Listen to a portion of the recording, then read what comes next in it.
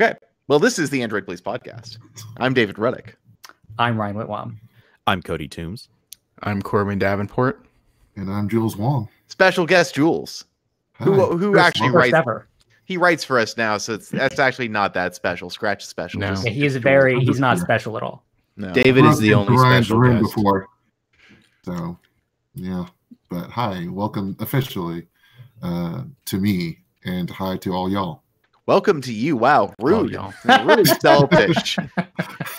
Well, I Not am welcome to anybody else. Physically speaking, so like I can pretty much encompass all y'all, give tour into whatever I have in here. It's something.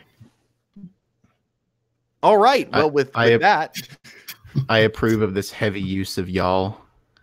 Yeah. It is the best word the South has come up with. honestly, California embraced it for a brief period, but we really stopped. It was just one of those ironic things, and I think everybody started thinking it was obnoxious. And then you went to dude, and everything was fine. Yeah.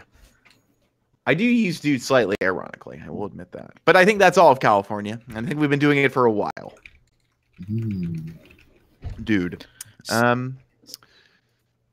There's not really a good way to segue into Speaking, the first topic. speaking of things that will go out of fashion quickly, the Huawei P30 Pro was announced this past week, and I like to think of the P series as really it's the hors d'oeuvre that you forget about immediately as soon as the main course arrives, which tends to be the Mate series in Huawei's lineup every year.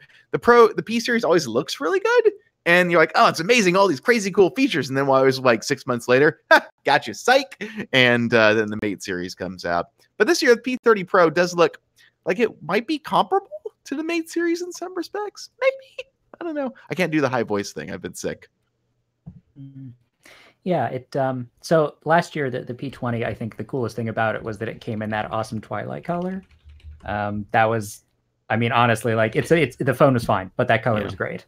This time they kind of have that again. They've got like a red one.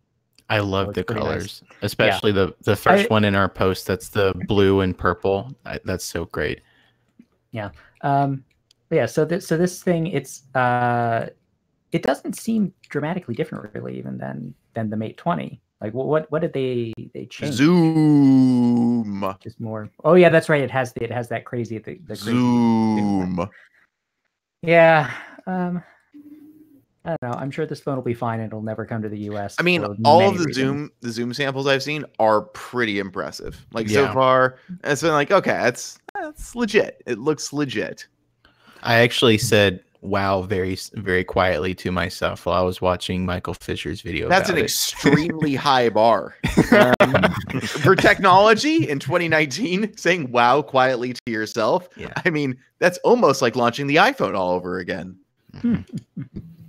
Like, so it's 5x optical and 10x hybrid in conjunction with the main sensor. Yeah. So the hybrid is like, it works. I've seen the hybrid shots and they're like, okay, you can start to see the muddying a little bit. The 5x shots, though, are really the ones where I'm like, all right, that's pretty cool. It works. Granted, daylight. I would be curious to see if it works at all in more challenging lighting. Yeah, the aperture might be real narrow. Well, just the size of the sensor too. I don't know how big it is, but I mean, overall, they chose Paris for launch for a reason. I think it's very very photogenic in its way. So I think I think it's interesting. I think we're definitely going to see it on the Mate 20 Pro in like 6 months with a better chipset and a bigger battery. Mate 30 Pro. 30. There you go. Yeah. The Mate something or other. Maybe they'll just start going like single digits. It'll be the Mate 21 Pro. Mate 4. Let's go with 4. And that's number one. I approve of this joke, by the way. It's a bit obscure, but I do love Mitchell and Webb. Yeah. Mm-hmm. I don't know how to feel about the whole hybrid zoom because we still haven't seen Oppo's take on this. Supposedly it's comparable, but they're both phones that we'll never get to see here. So I say, what's the point? Yeah, I mean, I used Oppo's, and they're like, "Here, we got it, and here, shoot a little tiny diorama in a well-lit room." And I'm like, "Guys, this is not. It doesn't really work for me to be able to tell this actually is functional." Yeah, I mean, Huawei's imaging tech has gotten really, really good in the last few years. I would really like to be able to just like have this phone in the US because Huawei's cameras are always so great, and I think the 5x zoom is going to make it a really cool phone for taking photos. But yeah, I mean, Huawei, just for obvious reasons, is not paying attention to the US right now. Yeah, they actually took a direct shot to America, I believe, in the latter part of the keynote, where one of their like executives was like, "Oh, thank you to America for the free publicity." And it's like, nah, guys, I don't think that's doing good things for you. Actually, probably the bad things. And I know they had another bad story drop today from the UK, where this UK agency was like, Huawei telco equipment, not so secure, apparently. Yeah. That was not the story they were looking for. No, it was not.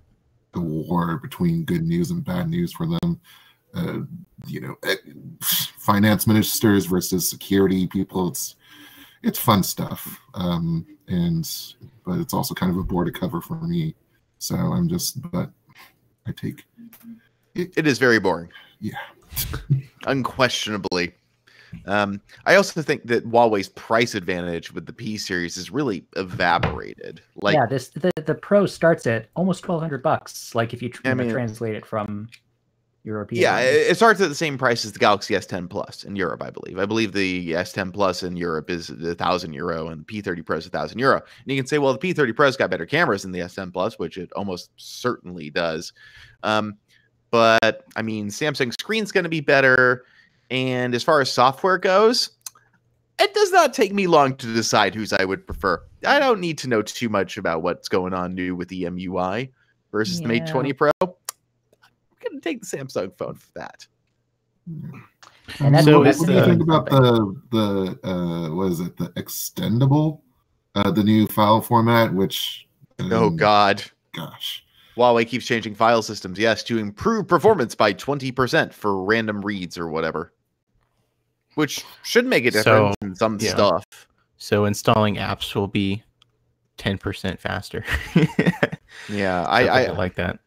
And Huawei is now offering this absolutely ludicrous guarantee that your phone will not be any slower 18 months after you buy it. How would you measure that, I wonder? Huawei will send you a custom benchmarking app that you will install, and then it will send them the results, and they're like, nope, everything's fine.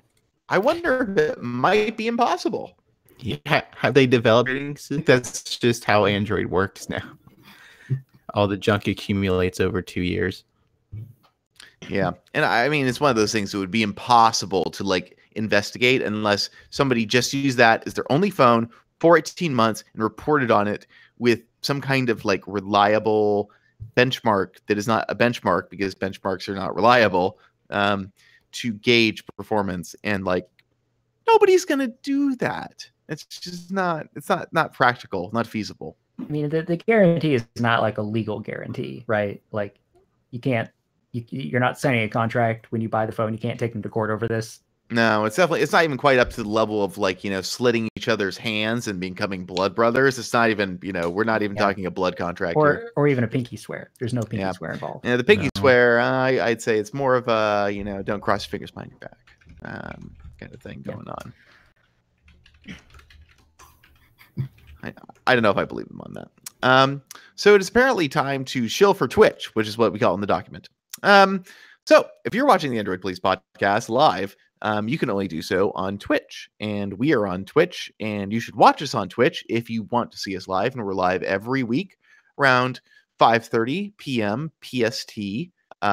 And what does that do? Well, you can interact with us on live chat, which we do read most of the time.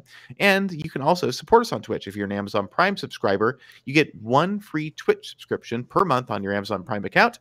And when you subscribe to our channel with that free subscription, it actually gives us money, which helps run the show. It doesn't cost you anything to do this, by the way. You get one free subscription per month if you're an Amazon Prime member. And when you subscribe to the channel on the air, a big Pixel 3 XL screen notch will drop down on the feed to let everyone know you subscribed. It's just such a wonderful feature. We love the user experience there, and then we'll probably say, hey, thank you for subscribing to Android, please, which we should do. That's like we should do that. It would be nice. We do that. We generally do that. So yeah, twitch.tv/Android Police every Thursday, 5:30 p.m. PST. That's a good shilling. Thank you. So, I can't think of segues. Speaking of things you should give your money to, I mean, I maybe don't know. that's maybe a little. I think that's little definitely presumptuous. TBD. I tried. So the Google Pixel 3a, which is supposedly the name for one of the budget pixels that is coming, which is a horrible name, but maybe one of them will come in a fun color. Let me just stop you right there. Okay. It's not going to be a fun color because all of Google's colors lately have been boring and like barely colors. It's going to be like True. very light purple. It's gonna look bad. What was the special color for the 3? Was it like Not pink. not pink? It's basically flesh tone. The flesh pixel. Yeah. Yeah. Oh goodness. I Google, would you know, say something about that, but Richard's not here, so I can't call you racist. Is that the joke that we're allowed to say here? Yes, that's It's only true. a joke for the Slack chat, though. It is only a joke for the Slack channel. We cannot talk about racism on the podcast. It's unacceptable. Sorry. We're not calling other people on our staff racist. Our podcast is colorblind, except for the live feed, because that is actually video. Oh my god. David made it worse. I try. You're gonna have to cut this part out, Corbin. Yeah, cut the whole thing out. Take it all out. I know we're being very racist against purple people right now, and excuse me, iris people. So we don't actually know what color the iris purple is, but yeah, like everybody's saying, it seems like based on Google's previous colors of seafoam minty greenish and like a white person in the sun too long. I think we have an idea. This is probably going to be a pretty light purpley color. Yeah, I went a little overboard with my mock-up just because I wanted to be a little bold. It's gonna be like a lilac phone, like a. Yeah, I don't know. I miss the really blue Pixel, like that first gen. Oh, it's so good. Pixel. I wanted that. I wanted it. I still want it. I want that color on every phone. So blue. They should have called it So Blue. Yeah. It was so blue. It was so good. Google. I want Google to do more like vibrant colors. I want everybody to do like really crazy colors. That's one of the reasons I really like the Galaxy S10e is that you can get it in that crazy yellow or the pink. I guess you can get the pink in the other phones too. Yeah, the blue one's nice too. Actually, like it's not bad. It's fine. Totally fine.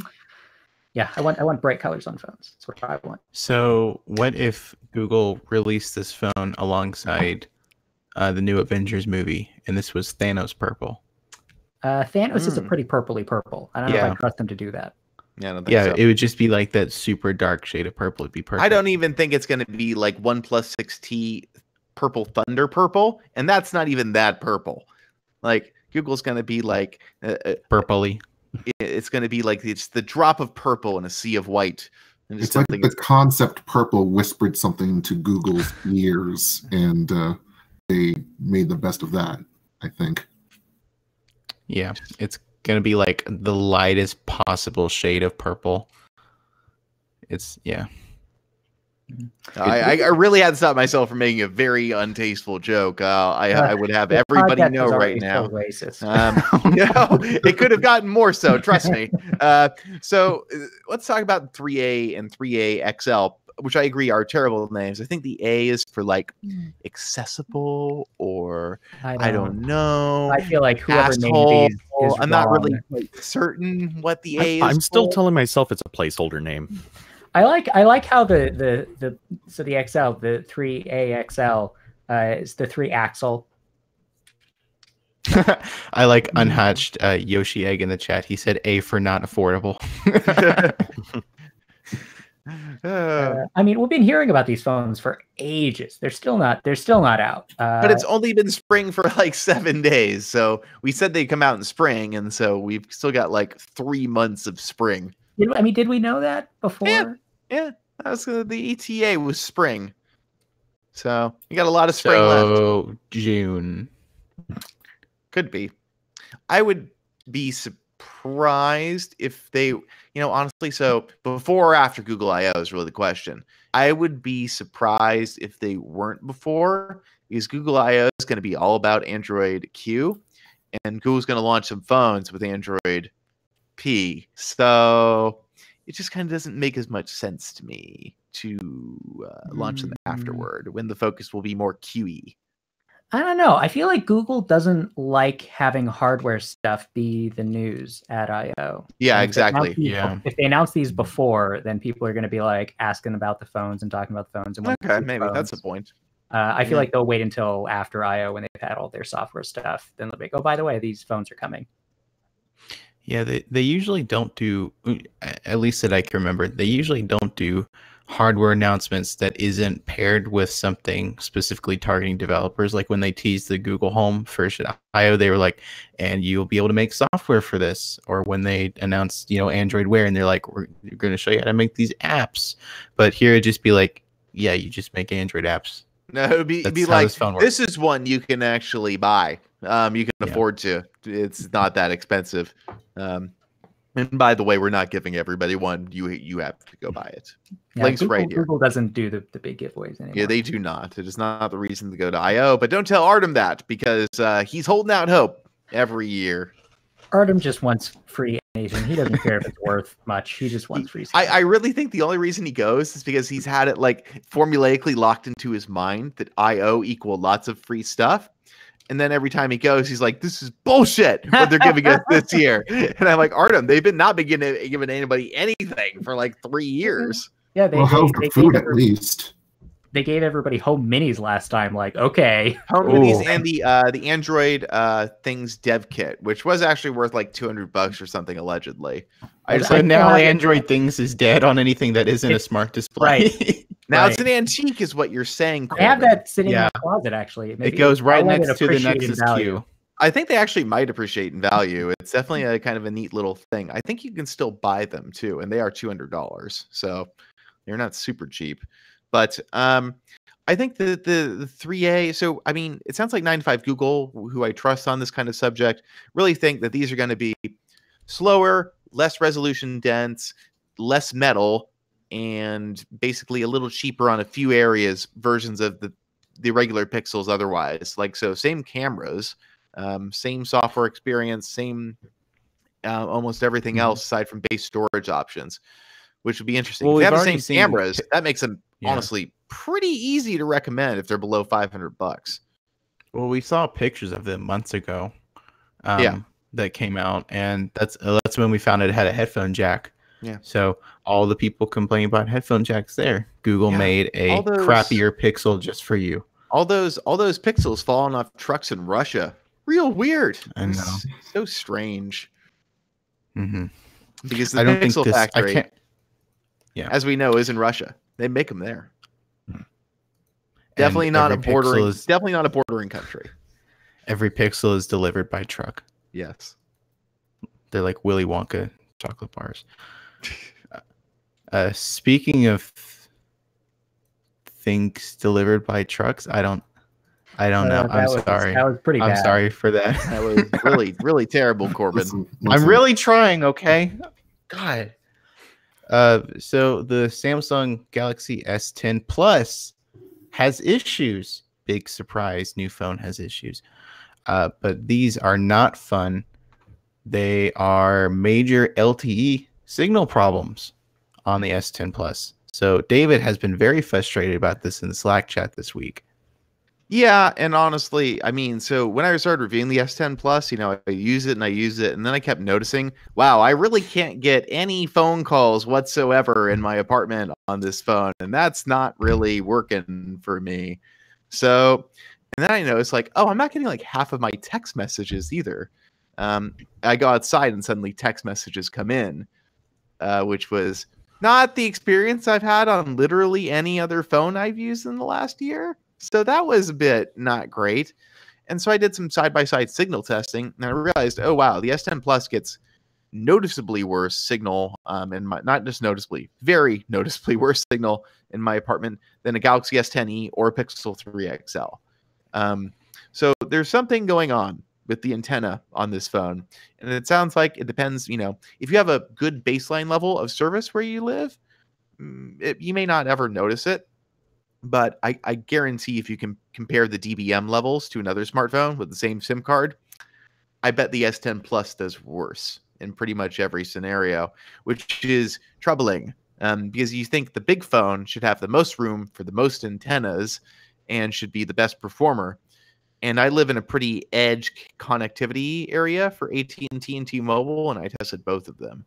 And really having some very severe problems with the S10 Plus. When you're outside, it's generally okay. I still find some areas outside where it has dead spots where the S10e and the Pixel 3 XL do not. So I've actually had to switch to the S10e because the S10 Plus gives me all of these issues. And a separate issue, but it is probably related on some level, Sprint customers have been reporting that their S10 Pluses are basically a dumpster fire for connectivity right now.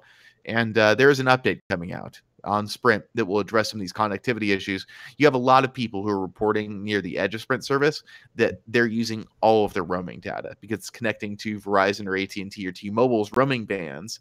And they're getting text messages saying, you've used all of your Sprint roaming data this month. Ouch. Yeah. And then they're also having issues where Wi-Fi calling on Sprint doesn't work at all, blah, blah, blah, blah, blah. MMSs aren't coming in over Wi-Fi, etc. So this phone seems to have some problems with the connecting of the things. So we sort of speculated about what bands it might be and how that might affect things because my phone hasn't been doing anything that I consider unusual signal-wise, and my area is pretty heavy on band 2 and band 4 LTE. Yeah. And where you are, it's a lot of band 12. Yeah, it's all band 12 where I am, and even where Ryan is, like he was able to demonstrate like that his signal dropped like 14 dBm when he was holding the phone in his hand. The S10 Plus has some death grip problems, it seems like. And again, it may depend on how strong your LTE signal is to begin with. For me, I was dropping below 116 dBm, which gets to be pretty unusable pretty fast if I was holding the phone, and even in certain areas of my apartment. And then it wouldn't even connect to band 12 at all on T-Mobile in my apartment, so the service was actually unusable. So I'm unsure what's going on here. The S10 Plus does have a new Snapdragon modem. It's the X24, which is not in the last year's 845 devices. So it is a new modem, but the S10e oddly does not seem to have these kinds of issues. So we reached out to Samsung, and they didn't have anything to say about it.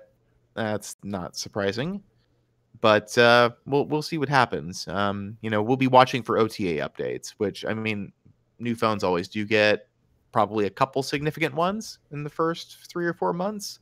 So we'll see if it gets any better. Good. Good job filling that dead air. We're on a roll. You know what else we're gonna keep an eye on is all these smart speakers that everybody's selling, and they're explosive. Yeah, explosive smart speakers. Not actually, they won't actually explode, but the sales are exploding. Our first good transition of the night. Thank you, Ryan. Yeah. Well, thanks for calling it out. You ruined it. Oh, sorry. Okay. I ruined everything. So, as everybody's probably aware, there are a lot of smart speakers out there, and you can get them pretty cheap now. A lot of people are buying them. Amazon kind of had the early lead when they announced the Echo, but apparently, according to this new market research that came out, Google sold a significant number just in 2018, this last year. They were up over 100% growth compared to the year before. Amazon was pretty close to flat comparatively. Their sales were up 10%, 10.1%.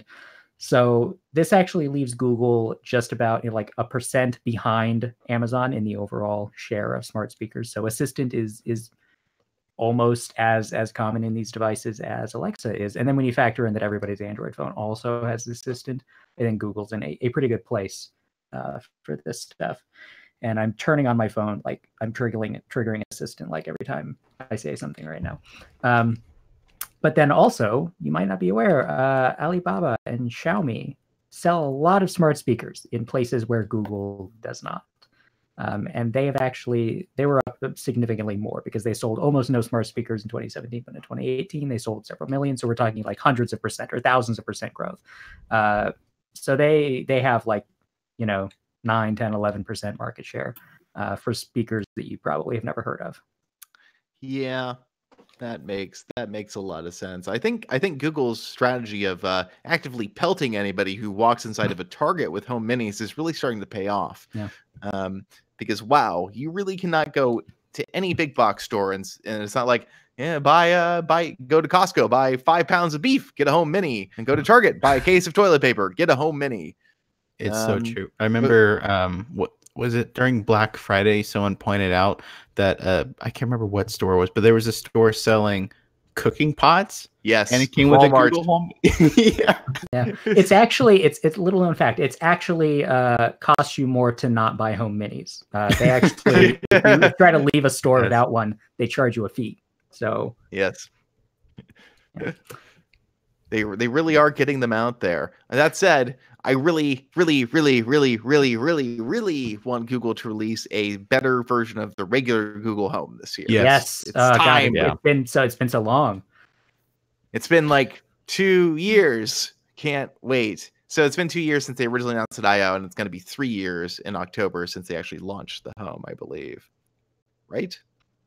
I think so. Yeah. I think that would place it in the same upgrade path as Amazon did with its Echoes, didn't it? Yeah. Because it took about 3 years to drastically expand it to microwaves. Yeah. I just want a bigger, better one with better sound. I mean, honestly, what I would like is a home hub that has a decent speaker. Oh yeah, that'd be nice too. Yeah. You can't have it all, man. Don't tell me what I can't have. What I really want, and I don't understand why no one has made this yet, is a smart display that you can mount on a wall. I don't think that's asking for much. I just want to be able to put one right there and have my calendar on it like it's a physical calendar, but it's in my Google Calendar. I mean, I think a lot of people don't want to deal with wires for that. Yeah, that's true. Wires would be a bit of a pain. Okay. I mean, well, if it's on a battery, yeah. I feel like if it had a good battery in it, I could plug it in for a couple hours a day and then not. This is an awfully niche request. I don't care. I want it. You know what you can do? You can take I'll send you my Android Things dev kit and you can just make this yourself. I think it's totally feasible. That's the worst kind of. That's terrible. I'm sending you homework, Corbin. Look, I have a Raspberry Pi. I could do it myself if I had like 3 days, but I just want to go to Target and buy it. Listen, man, you just need to write the WikiHow article and then find someone to craft stupid illustrations of you making ham sandwiches or something totally irrelevant, and then you should have a good career from there on out. Mm-hmm. I love the WikiHow. WikiHow illustrations are amazing. Like the site is terrible in every fashion, but man, the pictures are great. There's a really excellent subreddit that just takes the pictures and gives them like comical captions. It's one of my favorite things. Well, I see the one like almost on a weekly basis. People repost the one. I don't know what it's originally from, but it's like a woman in bed, like lying down, and it says like "accept your fate" or something like that. I love WikiHow. I don't know how we got to this, but it's my fault. I'm sorry. Yeah, I should probably leave. In fact, I actually need to leave. So okay. Just wanted to say hi. Talk to y'all later. Thank you so much for having me. Bye, Jules. See, now he also nailed the transition into why he needed to leave. That perfect, flawless transition. And now you're the one who ruined it. And speaking of things that should go away, I was gonna do that. Yes, got it first. Sony's merging its smartphone division into its larger consumer electronics division, which is, I think, a strategy that will very quickly reveal itself to be very bad. This is so shady. It's not shady. It's just dumb. Like it's actually. It's very stupid too, but they're like, no, it's okay. We'll just take all these losses and brush them over here to the side with all these other things, so it's not so obvious. But like, come on, Sony. Come on. It's like, no, what we're gonna do, guys, we're gonna take our very sick puppy and put it with the rest of the very healthy puppies over. I don't think anybody's gonna notice. Puppies all look fine. There's too many puppies. Like, who knows which one's actually sick? And then you know, all the puppies die. And so that's basically Sony's smartphone strategy at the moment. I'm pretty sure this will last a year tops. And then Sony will be like, oh, well, we've decided to consolidate the smartphone business into a closet, and a closet that only makes phones for Japan. And that'll be the end of it. I'm surprised they haven't done that yet. They haven't just like backed out of most markets, because man, like their sales are dropping huge every quarter. They lost, I think last quarter they lost more on phones than they made on movies. Yeah, no, it's completely ridiculous. It's crazy. I mean, smartphones are super capital intensive on R&D, supply chain, marketing, all of that. Like, it's not a business that naturally just makes money because you do it. Yeah, I mean, and Sony's talking about like they want to keep their smartphone division going for the in-house 5G research and development stuff. I'm like, but does Sony really have any kind of foothold in 5G? I feel like this is not going to go well for them. They might be doing this to chase patents, because Sony has made a lot of money over the history by just researching something, getting a patent out there for it. Obviously, like hundreds of patents out there, but you know, you can't really do that if you don't have some sort of operating division. Though this doesn't seem like the most profitable way to get to that point.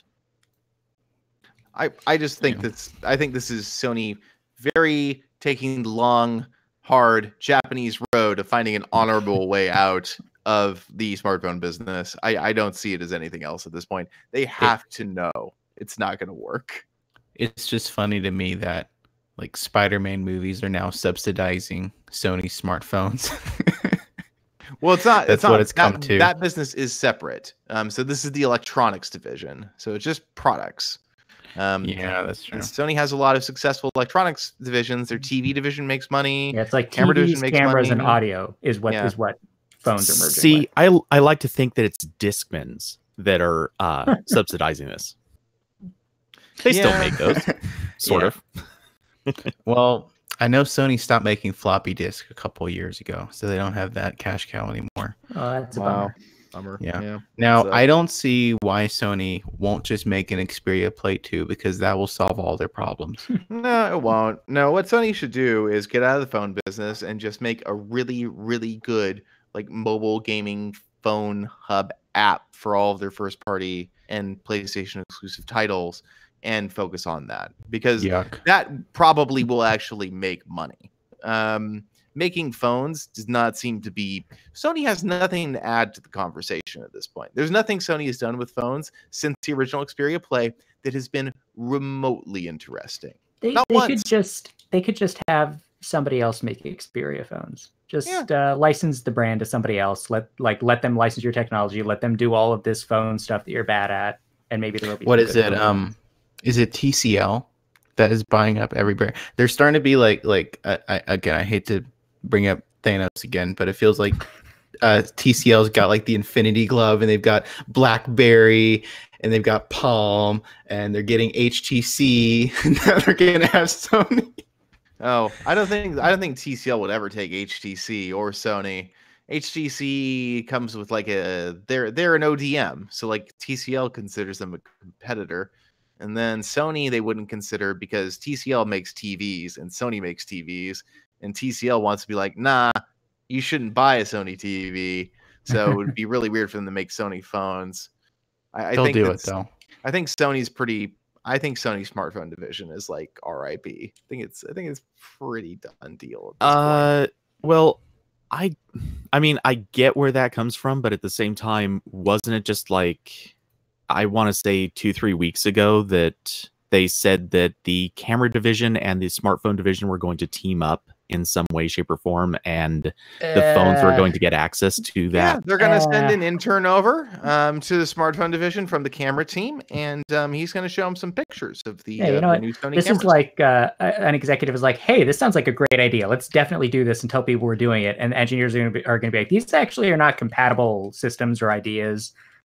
Also, I don't like that guy across the hall who works on the cameras. So, and then somebody's going to be like, also, this is massively expensive to do what you're proposing in any meaningful sense. Two totally separate businesses. And two how about we just like teams.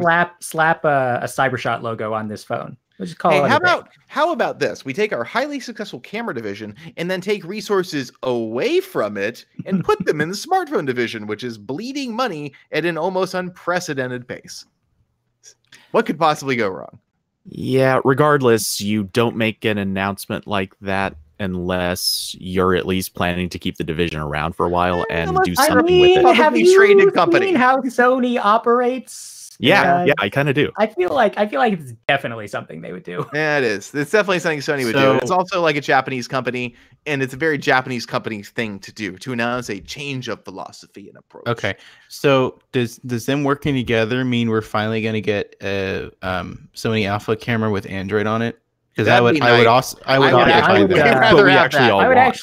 to order one of those right now. Yeah. Sony, I'll pre-order one. It's coming in 5 years. Sign me up. I'll buy 3. Strictly speaking, we actually have that already. It's just it's not the version. It's not what we like to think of as Android. Yeah, no. Here's what I want. I want the Google Photos app on my camera. Right. Give it to me, Sony. Do it, please, right now. Literally take all of your Xperia software engineers and put them on the camera. That would actually be a good use of resources. And then we'll just have cameras that never get updates. Yeah. That's fine. I don't care. It's okay. My camera never gets updates anyway. Look, if it has Photos out, honestly, all I want is Google Photos integration. It doesn't even have to be Android. Somebody just give me that. Give me a camera that automatically uploads my photos. I want the Google Photos app, but I also want the Lightroom app so it can automatically put the photos in my Lightroom app. That'd be my God, like it on-camera watermarking. Oh God, stop. You're making but the Android app doesn't have watermarking. No. I'm gonna have like pleasant dreams about this now. I'm gonna wake up tomorrow depressed that it doesn't exist. Oh God. Wow. What if you could actually set the camera? This would be crazy to describe a set of photos you take. File name. That might actually be the best thing. See, we're getting ourselves excited, and what will really happen is in a year, Sony will release a Sony Alpha branded Xperia phone with nothing different. It's just gonna have the Alpha logo on it. Oh God, I bet you're right. I bet there's gonna be a Sony Alpha phone. Oh yeah, it's gonna go right next to the red hydrogen. Yeah. I like Yoshi Egg's comment. Sony Cybershot now with Android 4.0.4. Oh, that's true. Well, you don't want those lollipop slowdowns. No, you don't. Yeah. ICS was peak Android. We all know that. It really was.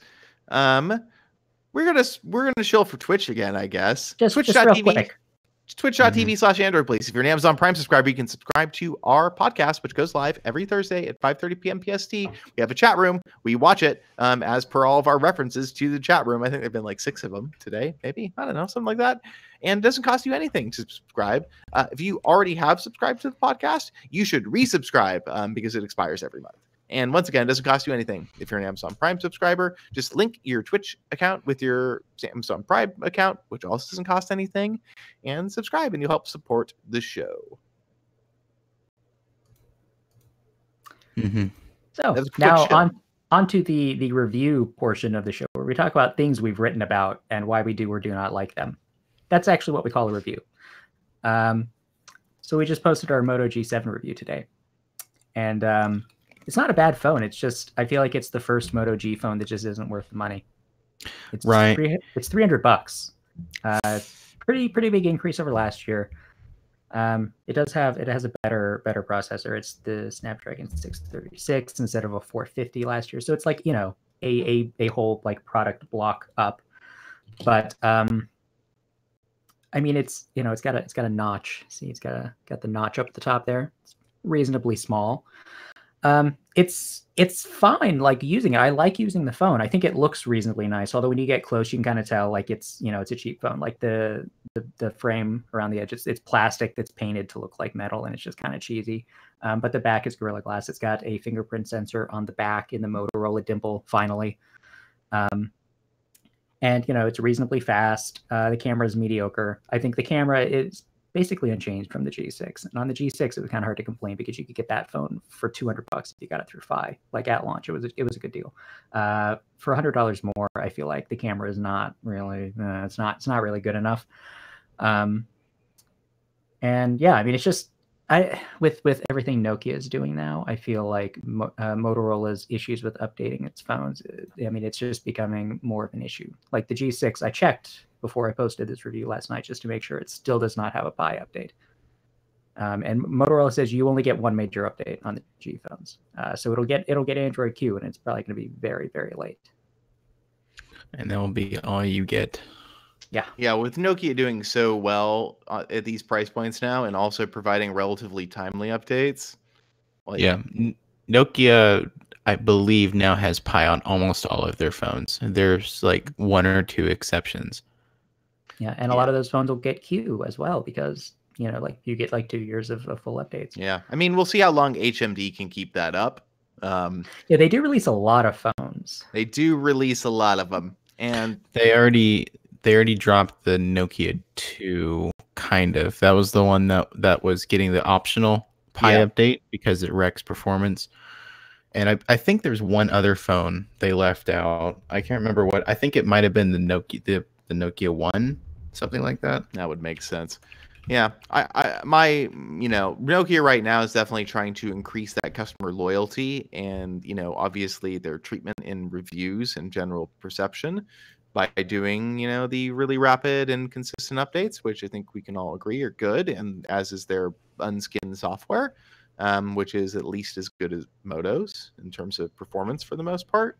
I will say that Moto started out really good with the G series, and even with updates, they were pretty good for a little while.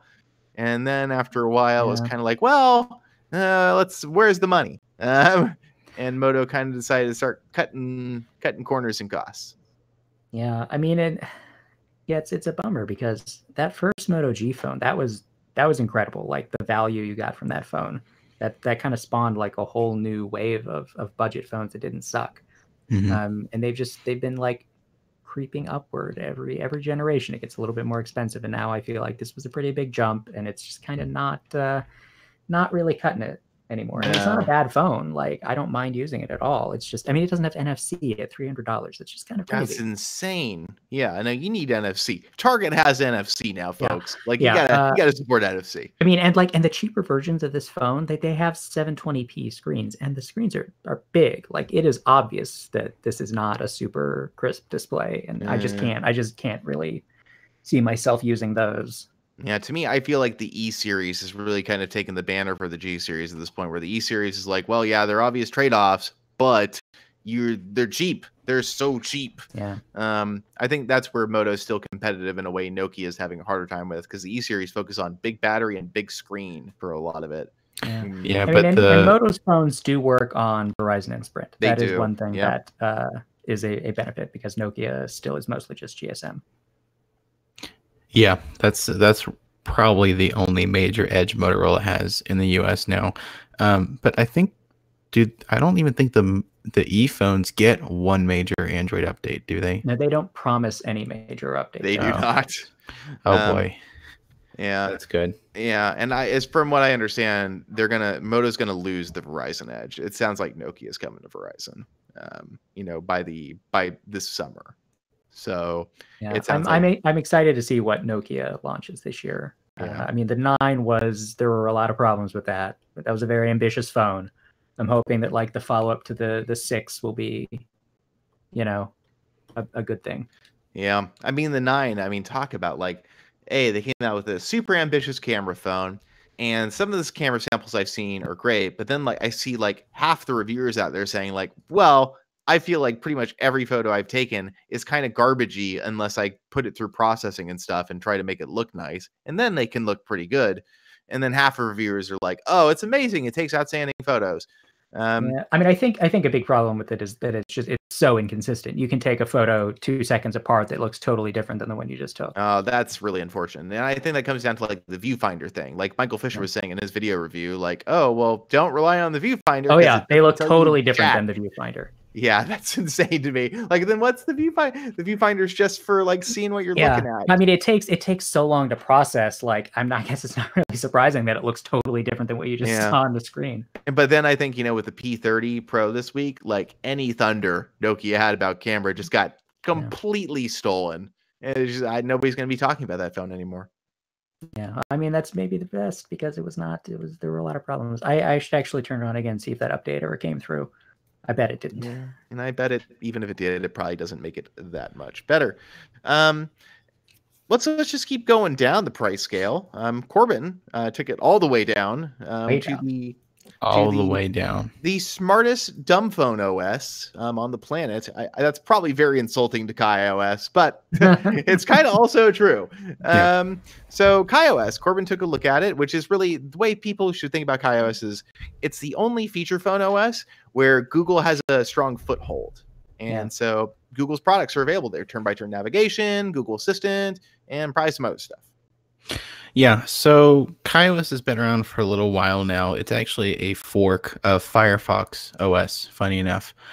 But I became interested in it because Google poured a ton of money into this. I think they invested $200 million last year. But it's fairly interesting because they've brought the Google Assistant to it. I actually have the KaiOS phone right here. I believe this is a phone sold in India from Maxcom. For the audio listeners, it just looks like every feature phone you've seen at Walmart for the past 15 years. It's not a great phone, but if I hold down the home button, oh wait, is it on? Nope, that's the camera. One moment. Oh, I almost called 911. Okay. It shouldn't be that easy. We're fine. Okay, there's Google Assistant, and I can ask it things like, what's hello in Spanish? You would say, hola. So it's almost exactly the same assistant. There's some stuff that doesn't work. There's no ability to connect a Google account to this yet, so it can't control smart home devices. It is a little weird. I imagine that might come at some point in the future, but a lot of stuff still works. You can still ask it questions. You can open YouTube videos. You can call people or send text messages. So it's a lot of the essential stuff is still here. So what kind of network does it use? Is it like just a 3G phone or? There are KaiOS phones that work with LTE, and that's one of the nice things about KaiOS is that it's a feature phone. It's essentially a feature phone OS, but with the sort of critical smartphone features ported over. So depending on the phone you get, it works with LTE. Some models have NFC, dual SIM. There's even a hotspot feature on the settings, which is cool. There's accessibility features. There's an app store that doesn't really have much on it, but it's there. It'll presumably get better as time goes on. And the other thing is that because Google has poured money into it, there are Google apps preloaded onto the phone, like Google Search and Maps and YouTube. But right now, they're just links to the mobile sites. So they're not actually great. And in fact, like when you open it, there's you probably can't see it on camera, but there's like this URL bar that just doesn't go away in any app. It's not great. Now I did see 9 to 5 covered a while back that Google said they're bringing a native YouTube app to this, so I assume they'll do that for all their apps eventually. But yeah, I mean it's a neat OS, and probably the most interesting thing about it is that the main goal for Android Go when it was announced last year, everyone assumed that Google wanted Android phones to come out that would be under $100 and still be really nice. I think that's what almost everyone was expecting. But what actually happened is that pretty much in the markets where Android Go is supposed to take off, like India, you can get non-Go phones for almost the same price, and they're better in every way. Yeah, Go phones were like, they were still like $100, and they were really bad. Yeah. So like one example, because someone did ask about it in the comments of the review. I looked at the prices in India, and the Asus's Android Go phone is the equivalent of about $72, and Xiaomi's Go phone, the Redmi Go, is the same price. But you can also get a Xiaomi Redmi 6A for $20 more, and it has 2 gigs of RAM and real Android. And it's kind of like that everywhere. And there aren't. So how much are the KaiOS phones? So the KaiOS phones, I know the most popular one, from what I can tell, is from a Indian carrier named Jio, and they sold them for the equivalent of $22 when it came out. Yeah, that's honestly, like, that's what Android Go should have been. It should have been like almost free phones if the hardware was going to be as garbage as it is. Yeah, so these can run on total garbage devices, and actually that's probably thanks to it being based on Firefox OS. Because I don't know if you remember, but one of the most fun things I ever read on Ars Technica was a couple years ago when someone tried out like the lowest spec Firefox OS phone that ever came out. I think it had like 128 megs of RAM or something, and it still worked. It was really slow, but it still worked. So that's probably where KaiOS is advantage. What kind of battery life does this thing get? Standby for me was a couple days, but I also don't know, because I didn't have a SIM in it for part of that, and also I assume it wouldn't have the best connection here because this is a phone made for India, so I'm probably not getting the right bands. On the plus side, you're never going to find yourself like sitting and playing on your phone a lot, so you're not going to have crazy screen on time. No, I mean, if that's, then you just need the Palm phone for that. That's why that exists. Yes, why they invented that, to save you from having fun. Yeah, you need to go to Verizon and buy the $300 Palm phone. Now the only thing that really sucks about KaiOS is that none of the phones running this in the US are good. You should not buy any of them in the US, because most of them are running older versions that don't have Google Assistant, and some of them don't have the App Store. So actually, wait, I have it right. Oh God. Okay. So I originally got this phone to try out KaiOS on, this little Cricket. A flip phone. How fun. Yeah, it was a flip phone. But then I realized this has an older version of KaiOS that doesn't have Assistant or the App Store or anything else. So that was fun. So that's going to my grandma. But anyway, my grandma take this bad phone. I didn't like this one. It's so much better than what she has, though. Anyway, that's terrifying. It is. But none of the KaiOS phones in the US are good. They're all like that. Pretty much the only good one you can buy is if you want to import that Nokia banana phone that they came out with like a year ago. KaiOS. That is Kai. The 4G version of it that's sold outside the US has KaiOS.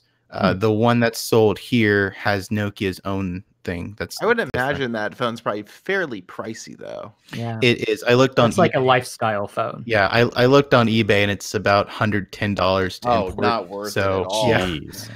Yeah. So that's purely if you want to be cool with your giant I feel yellow phone. I feel like most people in the US who are like able to use a smartphone, like cognitively, are willing to do that.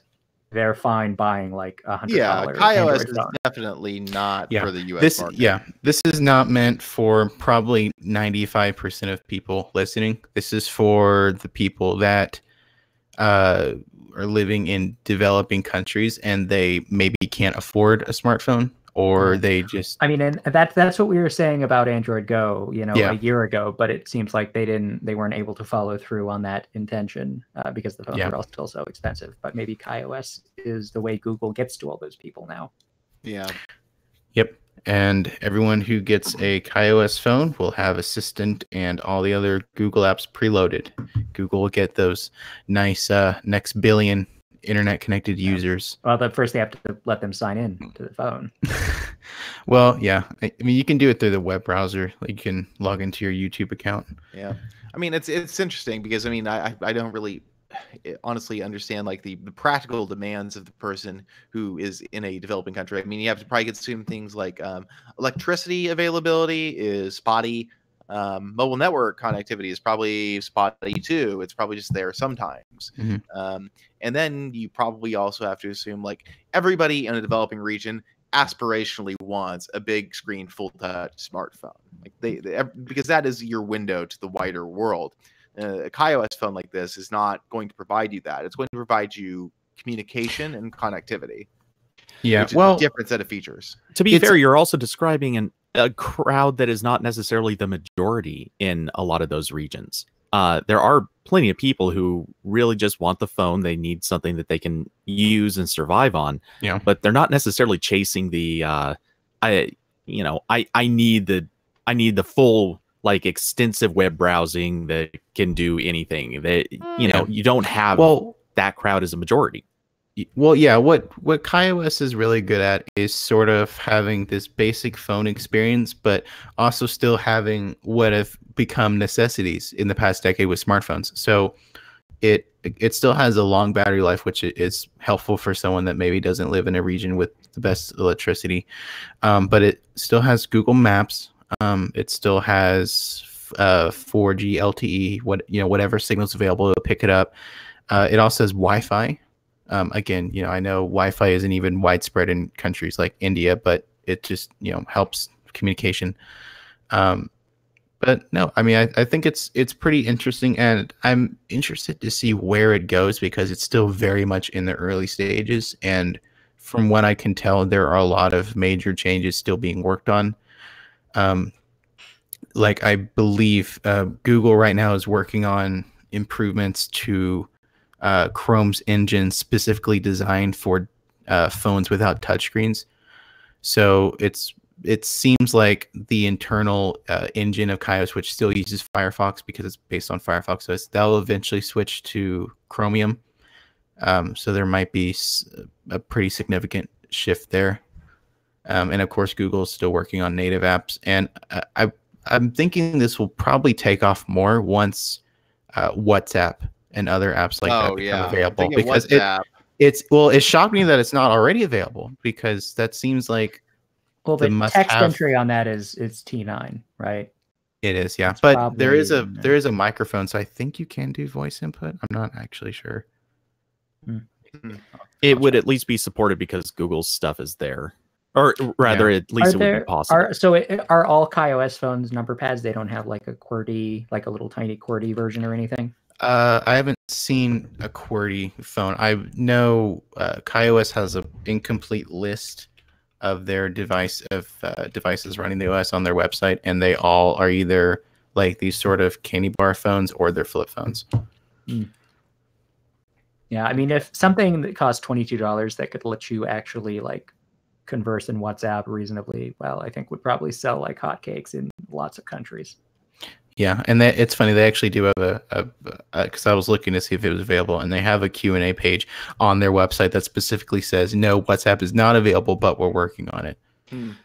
What was the, this is going way back, but what was that phone that was super popular here in the States, like 15 years ago or whatever?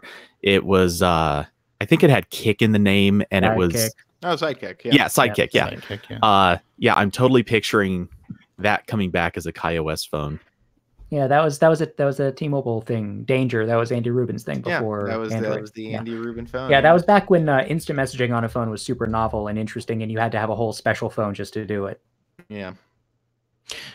Okay, so I found the list of devices powered by KaiOS, and I'll put it in the Twitch chat if anyone wants to look at it. But it's basically just candy bar phones for the most part.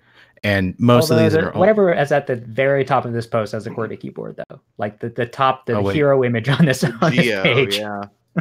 Is that the Geophone 2? Is that a real phone too? Okay. Oh, that just came out, so that's why I'm not remembering it. Yeah, that was announced I think a month ago. Yeah. You know what? Get WhatsApp on that. You'll sell a lot of them. Yeah. Actually, WhatsApp, in all seriousness, should sell them on its own because they would make a bundle on this. Yeah. I mean, that's although bet WhatsApp is WhatsApp is part of interested. Facebook, and Facebook would be like, can you please put Facebook on this phone too? Well, Facebook Yeah, is they do preloaded it. on this one. Oh, well, there you go. Yeah, Well, they need. exactly. Why are they They've not already- doing this? But it's not. I don't think it's Facebook Messenger. It's just another link to their mobile site. Hold on. I didn't actually open it because I'm terrified of Facebook, but I'll open it. Facebook 1. Okay. It looks. Oh no, it's an app. It's kind of an app.